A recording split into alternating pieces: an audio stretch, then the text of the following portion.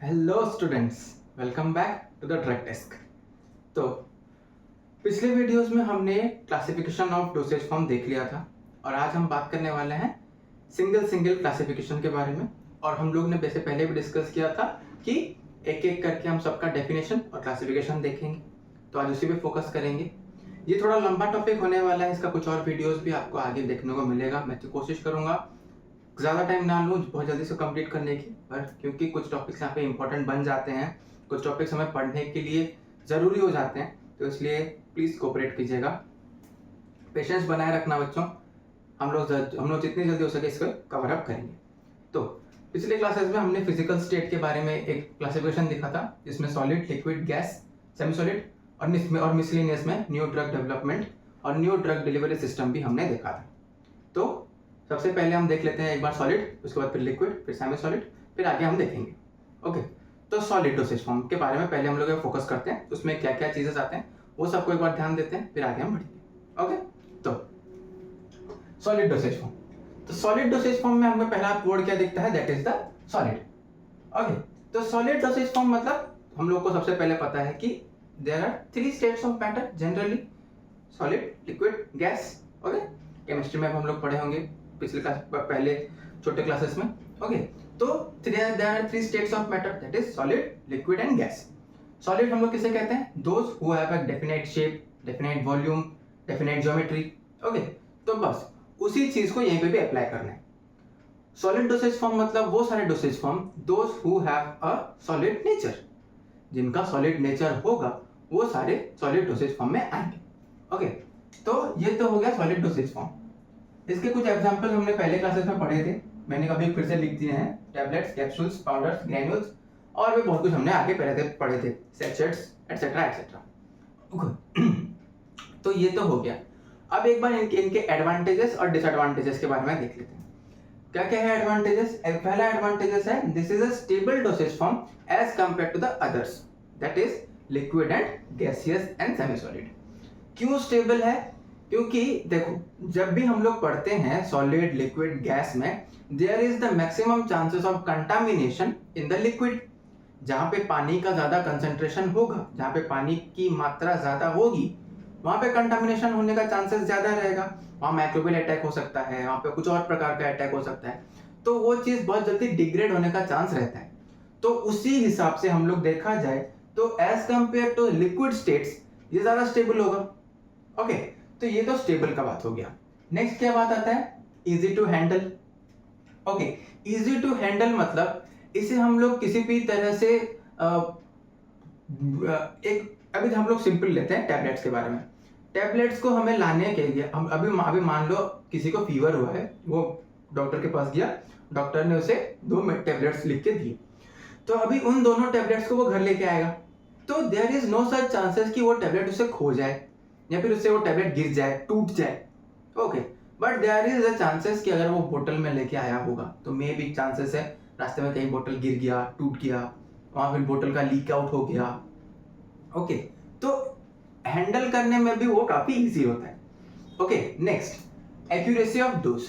देखो अभी मान लो मैंने एक लिक्विड डोसेज फॉर्म लिया, मान लो मैंने पैरासीटामोल का सिरप लिया, तो आप सबने देखा होगा पैरासीटामोल का सिरप के जो डब्बा होता है, वो जो बोतल होता है, जो होता है बॉटल, उसके ऊपर एक कैप लगा रहता है, व्हाइट कलर का ट्रांसपेरेंट कैप लगा रहता है, जिसमें कुछ मार्किंग्स होती हैं।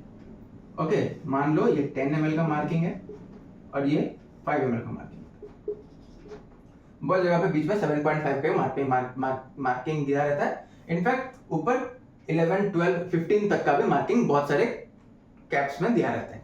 ओके, तो अभी इसमें ये कैप का काम मतलब पता है कि इसमें हम लोग अपना सिरप पोर करते हैं, डालते हैं, निकालते हैं और उसको फिर हम लोग सॉल्व करते हैं। ओके, तो मान लो अभी मैंने लिक्विड डोसेज फॉर्म जो लिया है उसमें मुझे डोज दिया गया है of 5 ml। Okay, for example. Okay, तो 5 ml जो डोज दिया गया है मुझे, तो अब मैं 5 ml इसमें निकालूंगा, तो देयर इज अ चांस कि मैं 5 ml करेक्ट निकालूं, चांस है, बट उसके साथ चांस ये भी है कि मैं 5 ml से ज्यादा निकाल दूं। ओके, मान लो मैंने अब यहां तक का निकाल दिया। ओके, मान लो ये हो गया हमारा 6 ml फॉर एग्जाम्पल। तो मेरा डोज बढ़ गया, जितना डोज मुझे लेना चाहिए था उससे मैंने ज्यादा ले लिया। ओके, एक और पॉसिबिलिटी क्या है कि मैं ये 5 ml से कम निकालूं। मान लो मैंने इतना निकाला, लेट्स से ये है 4 ml। तो अब क्या हुआ, जितना डोज मुझे चाहिए था उससे मुझे कम मिला। ओके, ये एरर होने का चांस है कि नहीं, ये गलत होने का चांस है। तो इस हिसाब से देखा जाए तो solid dosage form is much better, क्योंकि इसमें जो हमारा टेबलेट होगा, मान लो ये हमारा टेबलेट है, तो ये जो टेबलेट है, ओके, ये जो टेबलेट है हमारे पास, ये मान लो एक टेबलेट है। ओके, तो ये टेबलेट नेसेसरीली उसमें लिखा हुआ है और वो सर्टिफाइड है, चेक्ड है कि इसमें for example 5 mg of drug है, इसमें ना ज्यादा है ना कम है। Okay, that is acceptable. अगर ज्यादा होगा भी तो वो भी एक स्टैंडर्ड सेट किया जाएगा, बट ऐसा कभी आज तक देखा नहीं गया है कि इससे ज्यादा किसी में हो और वो मार्केट में रिलीज किया गया हो। ओके, तो ये तो हो गया। तो इस हिसाब से यहाँ पे हम लोग का सॉलिड डोसेज फॉर्म में एक्यूरेसी ज्यादा मिलती है। ओके, एक और पॉइंट आ जाता है इसमें कि मान लो जैसे कि मैंने पहले बताया कि इसमें स्टेबल होने का चांसेस ज्यादा है, मोर स्टेबल। क्यों मोर स्टेबल है? क्योंकि इसमें लिक्विड कंटेंट्स नहीं है। ओके, तो क्योंकि इसमें लिक्विड कंटेंट्स नहीं है, इसमें माइक्रोबियल ग्रोथ का कोई चांसेस नहीं है,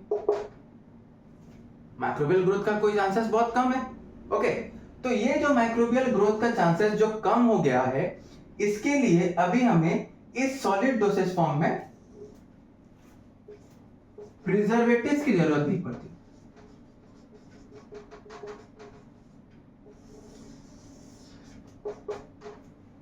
ये एक बहुत बड़ा पॉइंट आ जाता है सॉलिड डोसेज फॉर्म में कि सॉलिड डोसेज फॉर्म में प्रिजर्वेटिव्स का जरूरत नहीं पड़ता। We can use but not required. Okay, हम लोग यूज कर सकते हैं एज पर द एपीआई, हम लोग जो भी ड्रग ले रहे होंगे उसके हिसाब से हम लोग यूज कर सकते हैं प्रिजर्वेटिव्स को, but there is a chance कि वहां पे प्रिजर्वेटिव्स का दरकार नहीं भी हो सकता है, वहां पे इतना इंपॉर्टेंट रोल प्ले नहीं करता है प्रिजर्वेटिव्स। ओके, तो ये तो हो गया इसका एडवांटेजेस। अब देखते हैं इसका डिसएडवांटेजेस, क्योंकि जहां पे कुछ एडवांटेजेस होगा तो कुछ डिसएडवांटेजेस है, इसीलिए हम लोग लिक्विड्स का यूज कर रहे हैं। ओके, लिक्विड्स का, गैसेस का यूज कर रहे हैं। तो पहला disadvantages, difficult to swallow in patients of younger and older. Younger patients को बोलते हैं मतलब छोटे पेशेंट्स। ओके, मतलब छोटे बच्चों का जो पेशेंट्स होते हैं उनको बोलते हैं पेडियाट्रिक पेशेंट्स। ओके, तो पेडियाट्रिक पेशेंट्स के लिए ये स्वालो करना मुश्किल हो जाता है। जैसे कि मैंने पहले बताया था, एक 5 ईयर ओल्ड का अगर पेशेंट आएगा, उसको हम लोग टैबलेट देंगे तो वो स्वालो नहीं कर पाएगा, उसे निगल नहीं पाएगा वो। तो उसके लिए हमें फिर उसके लिए लिक्विड डोसेज फॉर्म के को चेंज करना पड़ता है।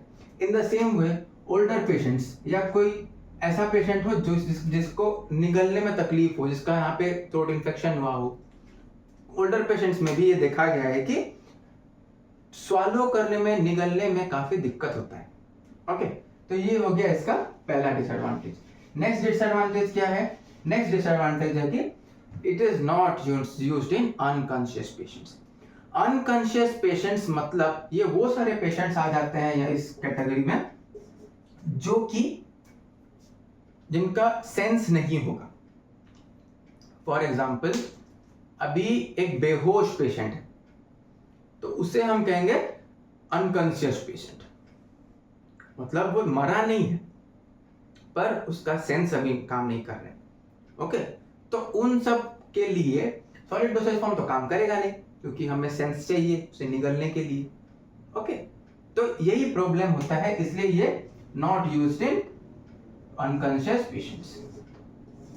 Okay, next, onset of action is slow. अब यहां पे एक वर्ड आ गया, ऑनसेट ऑफ एक्शन। अभी आप सब लोग चिंता करो कि ऑनसेट ऑफ एक्शन क्या होता है, ऑनसेट ऑफ एक्शन क्या होता है। कुछ नहीं होता है। ऑनसेट ऑफ एक्शन मतलब वो ड्रग का काम दिखाना। ओके, जैसे मान लो अभी मैंने पैरासीटामोल खाया, ओके, तो पैरासीटामोल खाने के बाद वो कितना जल्दी मेरे बॉडी में एक्ट कर रहा है। मतलब मान लो अभी मेरा टेम्परेचर हाई है, तो पैरासीटामोल क्या करेगा, टेम्परेचर लो करेगा, नॉर्मल पे लाएगा। तो हायर टेम्परेचर से उसे लो टेम्परेचर पे लाने के लिए वो जो काम, वो जो एक्शन वो ड्रग काम करेगा, उसे कहते हैं ऑनसेट ऑफ एक्शन। ओके, तो वही चीज कि एक ड्रग का ऑनसेट ऑफ एक्शन कितना रहता है। अब मान लो मैंने एक टैबलेट खाया, तो वो अभी सिंपल बात समझते हैं, मैंने एक टैबलेट जब खाया है तो जाहिर सी बात है वो टैबलेट अगर इस फॉर्म में तो हम लोग लेते हैं ना, ओके, इस फॉर्म में तो जाके वो काम नहीं करेगा ना, अंदर जाएगा पेट में, वो डिग्रेड होगा, डिसइंटीग्रेट होगा, डिसॉल्व होगा, सबके साथ मिलेगा, फिर मेटाबोलाइज होगा, फिर हमारे ब्लड स्ट्रीम में पहुंचेगा। इन द सेम वे तो ये जो काम होता है ना, ड्रग का डिसइंटीग्रेट होना, डिसॉल्व होना, निगलना, हमारे स्टमक तक पहुंचना, इन सब चीजों का एक लंबा प्रोसेस होता है। तो ये जो लंबा प्रोसेस रहा, इस लंबे प्रोसेस को ही के लिए ही इसका ऑनसेट ऑफ एक्शन स्लो हो जाता है। तो ऑनसेट ऑफ एक्शन कब दिखाएगा एक ड्रग, जब वो हमारे ब्लड स्ट्रीम या फिर हमारे सिस्टमिक सर्कुलेशन में पहुंचेगा। ओके, तो रिसेप्टर पहुंच के हमारे ब्लड स्ट्रीम पहुंच के रिसेप्टर के साइड में पहुंच के वहां पे बाइंड करेगा, फिर अपना एक्शन दिखाएगा। ओके, तो उसी तरह एक ऑनसेट ऑफ एक्शन कब स्लो हो जाएगा, जब उसका डिसइंटीग्रेशन, डिसोल्यूशन, ये सब काम के लिए वो उसका टाइम बढ़ गया अभी, तो इसलिए इसका ऑनसेट ऑफ एक्शन स्लो हो गया। Next, it may cause GIT irritation. कुछ ड्रग्स ऐसे देखे गए हैं जो कि हमारे पेट में इरिटेशन कॉज करते हैं। क्यों? क्योंकि that are not our gastric safe drugs. ऐसे बहुत से ड्रग्स हैं जो कि हमारे पेट के लिए सही नहीं होते हैं, तो उन्हीं ड्रग्स को हम लोग सॉलिड डोसेज फॉर्म में नहीं दे सकते, उनके लिए हमें कुछ अलग रूट निकालना पड़ेगा। This is the thing why these are the disadvantages of solid dosage form and these are the advantages of solid dosage form. Okay, ये देख लिया। अब इसका एक छोटा सा क्लासिफिकेशन है, that is the according to the dose usage. हम लोग मतलब unit dosage form, biphasic dosage form, okay, multiple dosage form, उस हिसाब से क्लासिफिकेशन है। एक बार उसे देख लेते हैं, फिर हम लोग डेफिनेशन पार्ट्स में आएंगे। ओके, तो पहले एक बार देख लेते हैं हम लोग सॉलिड डोसेज फॉर्म का छोटा सा क्लासिफिकेशन है, उसके बाद इन सबका डेफिनेशंस के हिसाब से जाएंगे। तो हम लोग सॉलिड डोसेज फॉर्म हम लोग दो भाग में पहले डिवाइड कर लेते हैं, एक होता है यूनिट, एक होता है बल्क। यूनिट मतलब सिंगल, बल्क मतलब बहुत। ओके, तो पहला यूनिट। यूनिट डोसेज फॉर्म में ये सारे वो डोसेज फॉर्म है कि जो हम लोग एक बार में पूरा यूज कर लेते हैं। ओके, जैसे कि हो गया टैबलेट्स। स्ट्रिप में एक टैबलेट टोटल रहता है, तो हम लोग एक टाइम पे एक टैबलेट पूरा खा लेते हैं। ओके, तो that is the unit dosage form. Okay, tablets हम लोग एक टाइम पे एक खा लेते हैं। उसी तरह कैप्सूल्स, ओके, कुछ पाउडर्स भी होते हैं, जैसे ORS पाउडर हम लोग का पैकेट आता है, डाल देते हैं एक ही बार में पूरा डाल देते हैं, दैट्स उसी प्रकार से। सेचेट्स मतलब अभी मान लो सेचेट्स, हाँ, फॉर एग्जाम्पल एक चीज है जो कि मैंने पाउच में डाला है, पाउच में शैम्पू का पाउच देखा है, छोटा छोटा वाला, वो जो 1 रुपया का आता है, वो होता है एक सेचेट्स। ओके, तो वो एक सेचेट को भी हम लोग एक ही टाइम पे यूज कर लेते हैं। ओके, तो जौन से सेचेट में सॉलिड डोसेज फॉर्म रहेगा, जो कि हम लोग एक टाइम पे एक ही यूज करेंगे, उसे हम कहते हैं unit dosage form. For example Eno का सेचेट आता है। ओके, तो वो हो गया, तो ये हो गया हम लोग का unit dosage form. In the same way bulk dosage form. Bulk dosage form में इसमें वो सारे डोसेज फॉर्म आ जाते हैं जो कि हम लोग के पास होते बहुत है, पर हम यूज थोड़ा करते हैं। ओके, इसे फिर बल्क में हम लोग दो पार्ट में डिवाइड करते हैं, एक इंटरनल, एक एक्सटर्नल। इंटरनल मतलब वो सारी चीजें जो हम लोग इंटरनली यूज करते हैं, ओके, बॉडी के अंदर जो सब जाती है, और एक्सटर्नल मतलब जो आउटर हम लोग के यूज करते हैं। ओके, तो पहला इंटरनल में फर्स्ट फाइन पाउडर्स या फिर हम लोग से क्या कहते हैं ग्रेन्यूल्स। ओके, जो कि हम लोग मान लो इनो का एक डब्बा भी आता है, पूरा एक बॉक्स आता है, तो बॉक्स तो एक साथ पूरा नहीं यूज करते ना, आधा आधा करके यूज करते हैं। तो इन द सेम वे हम लोग क्या करते हैं, फाइन पाउडर्स मान लो अभी उसका आधा डाला हुआ, और ग्रेन्यूल्स ये दोनों अलग अलग हो जाते हैं, ठीक है। तो ये सब चीजें वो सब होती हैं जो कि हम लोग का बल्क में होती हैं, बट वी यूज देम। किसी ने वो एनर्जी पाउडर लिया है कभी, ओआरएस का वो बड़ा वाला पैकेट जो आता है 70 या 80 रुपए कुछ पड़ता है, वो बड़ा वाला पैकेट आता है, वही सब आ जाता है हम लोग के फाइन पाउडर्स और ग्रेन्यूल्स, जो कि हम लोग इंटरनल यूज करते हैं। In the same way external में भी ऐसे कुछ आते हैं जो कि हम लोग के पास होता बहुत है, बट वी यूज देम थोड़ा थोड़ा करके। That is dusting powder, dental powders and insufflations. Dusting powder मतलब हम लोग का पाउडर ओके। तो वो पाउडर को जब हम लोग लगाते हैं शरीर पे, तो पूरा डब्बा तो हम लोग थोड़ा ना एक साथ लगा लेते हैं, थोड़ा थोड़ा लगाते हैं ना, बस वही चीज होता है। ये हो गया हम लोग का सॉलिड डोसेज फॉर्म का क्लासिफिकेशन। अब बस एक बार इन सब का एक एक छोटा छोटा डेफिनेशन है, उसे देख लेते हैं और फिर आगे बढ़ जाएंगे लिक्विड डोसेज फॉर्म पे। ओके, क्योंकि हम लोग अभी फर्स्ट सेमेस्टर में हैं, हमें ज़्यादा कुछ इसके बारे में लिखना नहीं है, हमें बस ये लिखना है कि tablet that is a unit solid dosage form. Okay, याद रखना हमेशा क्लासिफिकेशन को इसमें इंपॉर्टेंस देना पड़ता है। Tablet is a unit solid dosage form which is prepared by compression और बाय मोल्डिंग। सिंपल। ओके, ये हो गया टैबलेट्स का। Next capsules. कैप्सूल्स जनरली दो तरह के होते हैं, हम सबने देखा होगा, एक होता है सॉफ्ट, एक होता है hard. Soft gelatin and hard gelatin. Okay, vitamin E capsules किसी ने खाया है तो वो देखना, कुछ कुछ कैप्सूल्स होते हैं जो कि हम लोग प्रेस करने से वो प्रेस हो जाता है। ओके, और कुछ कुछ कैप्सूल्स आते हैं जिनका दो कैप होता है, वो जो दोनों तरफ से हम लोग जुड़ा हुआ रहता है। ओके, तो जो जो जो दोनों तरफ से जुड़ा हुआ रहता है वो होता है हार्ड कैप्सूल, और जो पूरा एक लेयर में रहता है वो होता है soft gelatin capsules.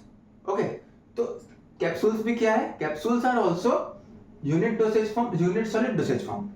These are generally of two types, that is soft and hard. Hard gelatin capsules has two parts, that is the body and the cape. Okay, generally body थोड़ा लंबा होता है, कैप थोड़ा छोटा होता है। Okay, ये हो गया हम लोग का कैप्सूल्स। नेक्स्ट आता है पाउडर्स और सैचेट्स। इनका भी वही, these are the solid unit dosage form which are used once they are opened। जो एक बार खुल गया तो पूरा उसको यूज करना पड़ता है। ओके, तो ये सब हो गया हम लोग का टैबलेट्स का, सॉरी यूनिट डोसेज फॉर्म का। टैबलेट्स का भी बहुत सारे टाइप्स होते हैं, जैसे effervescent tablets, chewable tablets, सबलिक्विड tablets, और भी बहुत सारे टैबलेट्स होते हैं। हम आगे उन्हें और डिस्कस करेंगे जब हम लोग आगे इन डिटेल पढ़ेंगे। तो ये सब तो हो गया यूनिट डोसेज फॉर्म के बारे में। In a similar way bulk dosage form, जब हम लोग फाइन पाउडर्स का अगर पूछा जाए तो फाइन पाउडर्स में जनरली दो होते हैं, that is effervescent and non effervescent. Effervescent मतलब वो सारी चीजें जो कि हम लोग जब वाटर में इसे डिसॉल्व करें तो बुलबुले आए। बुलबुले को क्या बोलते हैं, हो। ओके, तो यही इंटरनल फाइन पाउडर्स और granules, these are of two types, that is effervescents and non-effervescents। Okay, तो effervescents वो सारी चीजें होती हैं जो कि when added in water or when dissolved in water they produce the evolution of carbon dioxide। Okay, simple हम लोग फार्मेसी के लैंग्वेज में बोलते हैं कि ये CO2 का वहां पे इवॉल्व होता है। जैसे हम सबने देखा होगा, जब भी आप लोग इनो को पानी में डालोगे तो फूल जाता है वो, उसमें एक CO2 का इवोल्यूशन होता है। क्यों होता है वो हम आगे पढ़ेंगे। उसमें कुछ इंग्रेडिएंट्स होते हैं जो कि उसमें जब व्हेन एडेड टू वाटर वो लोग कार्बन डाइऑक्साइड का प्रोडक्शन करते हैं, तो वही सब होता है। तो फाइन पाउडर्स और ग्रेन्यूल्स का भी दो टाइप होते हैं, एक हो गया इफरवेसेंट, एक हो गया non effervescent. Okay, after this हम लोग के पास क्या आता है, dusting powder, dental powders and insufflations. Dusting powder हम सबको पता है, these are the powders which are used externally or the upper layer of the skins dental powders, this are दंत मंजन, पता है सबको, बस वही होता है dental powders. Okay, this are the powders which are used in the teeth part. Okay, in a similar way insufflations, ये भी एक तरह का डोसेज फॉर्म होता है. जनरली इससे कुछ आता नहीं है क्वेश्चंस, या हम लोग आगे पढ़ेंगे जब हम लोग proper bulk Dunant dosage form, bulk dosage form और ड्यूनेट सॉलिड डोसेज फॉर्म जब पढ़ेंगे हम उसे आगे हायर क्लासेस में, हायर सेमेस्टर्स में पूरा अच्छे से उसे पढ़ेंगे. ओके, तो ये तो हो गया हम लोग का सॉलिड डोसेज फॉर्म. ओके, अब इसके बाद हम लोग सीधा आते हैं किस पे, लिक्विड डोसेज फॉर्म पे. अब बात आती है किसकी, लिक्विड डोसेज फॉर्म की. तो सबसे पहले लिक्विड डोसेज फॉर्म क्या होता है, ये वो डोसेज फॉर्म है जिसमें हम, हमारा डोसेज फॉर्म जो रहेगा, जो हम लोग का जो मेडिसिन रहेगा वो लिक्विड फॉर्म में रहेगा. ओके, तो इसका भी छोटा सा क्लासिफिकेशन है. ओके, तो जो लिक्विड डोसेज फॉर्म रहता है ये जनरली दो पार्ट में पहले डिवाइड होता है, that is the monophasic and biphasic. Mono means one and bi means two. Always remember, mono means one and bi means two. तो जोन सा सॉल्यूशन जिसमें एक फेज रहेगा दैट इज मोनोफेजिक, और जोन सा लिक्विड डोसेज फॉर्म जिसमें दो फेज रहेगा that is a biphasic. Okay, single phase मतलब एक फेज और दो फेज मतलब क्या है हम अभी समझेंगे. ओके, तो मोनोफेजिक में हम लोग का जनरली आ जाता है दो, that is aqueous and non aqueous. Generally aqueous मतलब वो सारे लिक्विड, वो सारे सॉल्यूशंस और वो सारे लिक्विड डोसेज फॉर्म जो कि हम लोग के किसमें, जिसमें वाटर कंटेंट्स रहता है. ओके, जिसमें वाटर कंटेंट्स रहता है. Generally this type of liquid dosage form are generally used internally. Syrups हो गया, ओके, एलिक्सर्स हो गया, ओके, ये सब चीजें क्या होती है हम लोग का इसमें आ जाती है, एक्वस में आ जाती है. In the same time non aqueous, lotions हो गया, लिलिमेंट्स हो गया, ओके, ये सब चीजें किसमें आ जाती है, आई ड्रॉप्स हो गया, ईयर ड्रॉप्स हो गया, ये सब चीजें नॉन एक्वस में आ जाती है. नॉन एक्वस एक्सटर्नल में आ जाती है. ओके, इन्हीं एक्वस और नॉन एक्वस को हम इंटरनल एक्सटर्नल भी बोल सकते हैं. ओके, बेटर होगा हम लोग इससे अगर इंटरनल नॉन एक्वस एक्वस के जगह पे हम लोग इसे इंटरनल एक्सटर्नल में यूज करें, क्लासिफाई करें, तो it will be more easier for us to remember the parts that are present inside it. Internal में कौन कौन से हैं, वो सारे डोसेज फॉर्म जो हम लोग इंटरनली यूज करते हैं. ओके, हम लोग का एलिक्सर हो गया, सिरप हो गया, ये सब बात, ये सब हो जाए किसमें, इंटरनल में. In the same time external में लिनिमेंट्स हो गया, लोशंस हो गया, आई ड्रॉप्स, ईयर ड्रॉप्स, ये सारे बात, ये सब चीजें हम लोग एक्सटर्नली यूज करते हैं. कोई भी कैविटी जब हम लोग यूज करते हैं, आई कैविटी, ईयर कैविटी, इन सब कैविटी में जब हम लोग कोई सा भी ड्रग या फिर हम लोग कोई सा मेडिकेशन यूज करते हैं तो वो एक्सटर्नली में जाते हैं. किसी भी बॉडी कैविटी में हम लोग ड्रग इंस्टॉल कर रहे हैं या एडमिनिस्टर कर रहे हैं तो वो एक्सटर्नल में जाएगा. Okay, next बाइफेजिक. मोनोफेजिक मतलब एक फेज, तो समझ में आ रहा है कि उसमें कुछ विजिबल नहीं होगा, वो सिंगल सब सेम ही दिखेगा. बाइफेजिक में होता क्या है, जब हम लोग बाइफेजिक डोसेज फॉर्म को देखेंगे हम लोग वहां पे देख सकते हैं, वहां पे हम लोग का दो फेज रहेगा, मतलब एक ऑयल फेज रहेगा, एक लिक्विड फेज रहेगा, एक वाटर फेज रहेगा, या फिर एक सॉलिड फेज रहेगा, एक लिक्विड फेज रहेगा. तो we can identify the both phases.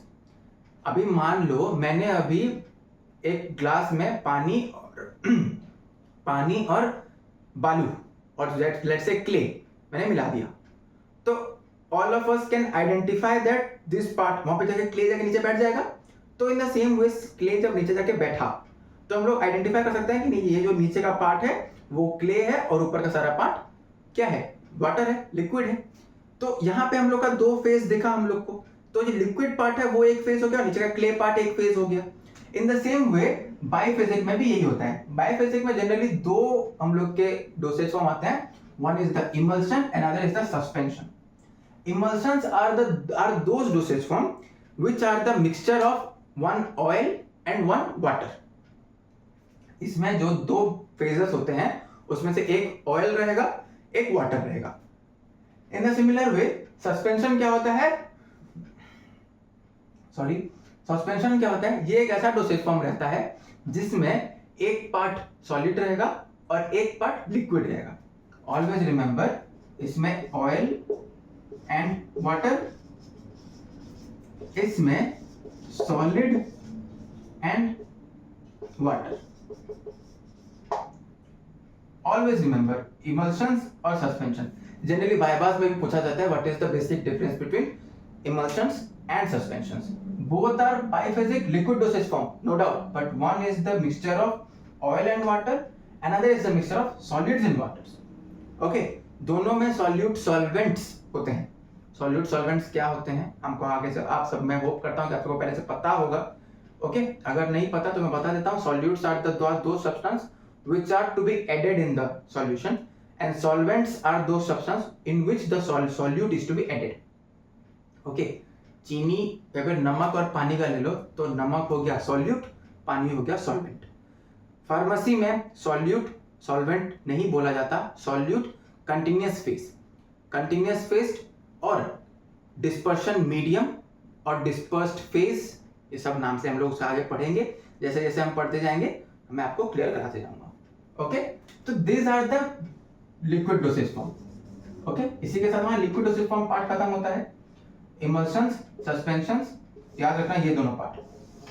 Okay, suspension emulsions के भी बहुत सारे टाइप्स होते हैं। Oil in water, water in oil, oil water oil, water oil oil, water oil water, बहुत सारे पार्ट्स होते हैं, हम आगे चल के डिस्कस करेंगे।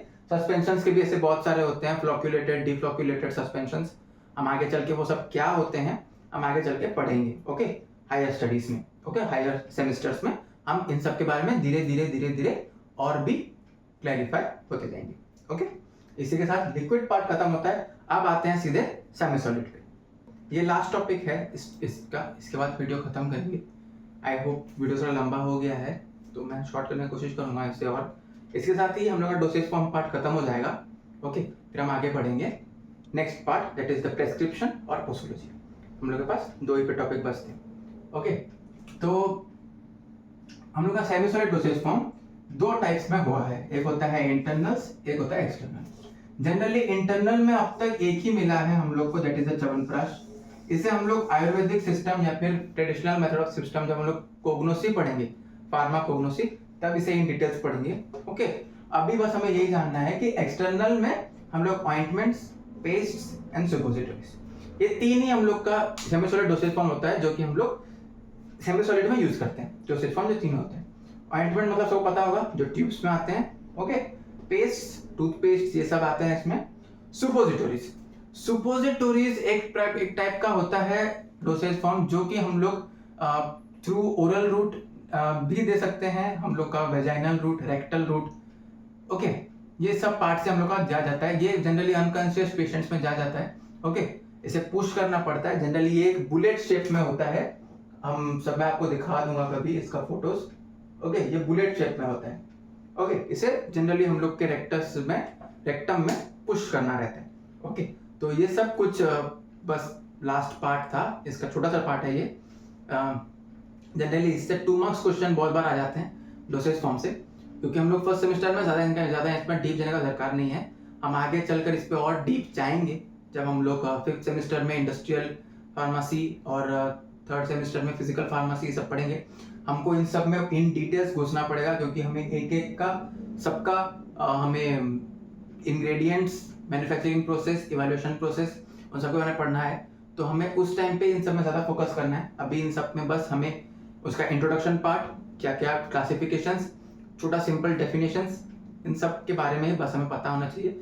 बस हमें एक बेस अभी स्ट्रॉन्ग करना है, हमें अभी इस सब में ज़्यादा घुसना नहीं है, क्योंकि अभी हम लोग फर्स्ट सेमेस्टर में हैं, पढ़ाई पे थोड़ा बस हमें हैंड चाहिए अभी उतना भी इसमें लोड नहीं लेना है कि हमें और कुछ करने का मौका ना मिले, पर ऐसा भी नहीं कि हम बाकी सब कुछ करने में ही बैठ जाएं और पढ़ाई वढ़ाई छोड़ दें। तो सिंपली अभी बस इन सभी चीज़ों को एक एक ओवरलुक कर लेते हैं। बस एक हम लोग का एक नॉलेज होना चाहिए, एक बेस होना चाहिए हम लोग का, सो दैट आगे चल के जब भी हम इन सब को पढ़ेंगे तो हमें ज़्यादा दिक्कत नहीं हो इन सब पे पढ़ने के लिए। तो ऐसा कुछ ना हो, ऐसा कुछ वर्ड्स ना आ जाए हमारे सामने जो कि हमने कभी सुना भी नहीं होगा। ओके, अभी हम लोग ने जैसे अभी फर्स्ट पास मेटाबॉलिज्म, उसके साथ फिर हम लोग का ये बहुत सारे dosage forms, okay, onset of actions, इन सब के बारे में हम लोग ने एक बार एक ब्रीफ डिस्कशन कर लिया है। हम लोग को पता है वो सब चीज़ क्या है। नो डाउट हमें उन सब का एक्चुअल डेफिनेशंस मालूम नहीं है, पर हम जब कोलॉजी में पढ़ेंगे उन सब का हमें